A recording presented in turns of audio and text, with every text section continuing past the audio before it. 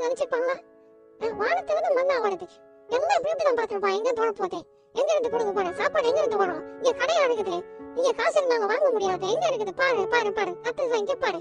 இங்க இருக்கிற ஊழியக்காரர் எவ்வளவு தெளிவு கதையை சொல்றாரு பார்த்தீங்களா? என்ன பண்ணாரா? வானத்துல இருந்து கத்தர் மண்ணாவை என்ன பண்ணாரு? போஷித்தார். ஓகே, பழைய ஏற்பாட்டுல பண்ணார்தான், உண்மைதான்.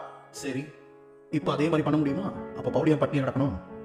கேட்டுக்கலாமே. ஆண்டவரே, எனக்கு நீங்க ஆண்டவரே மண்ணாவினால போஷித்தீரே, வானத்திலிருந்து காடை அனுப்பினீரே, எனக்கு ஏன் ஆண்டவரே போஷிக்கலன்னு பவுல் கேட்டுக்கலாமே.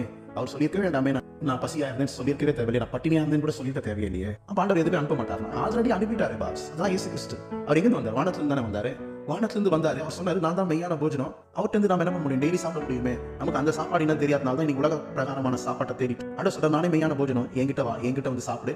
அதை என்னுடைய சாப்பாடை நீ சாப்பிட்டா நீ என்ன பண்ண மாட்டேன்? சாகவே மாட்டேன். மண்ணாவை சாப்பிட்டு அவங்க செத்து போயிட்டாங்கன்னு தான் சொல்றாரு பைபிள். அப்ப என்னது? நீங்க என்ன பைபிளை சரியா படிக்கலன்னு அர்த்தம். சத்தியத்துக்குள்ள வாங்க, சத்தியம் நம்மை விடுதலையாக்கும்.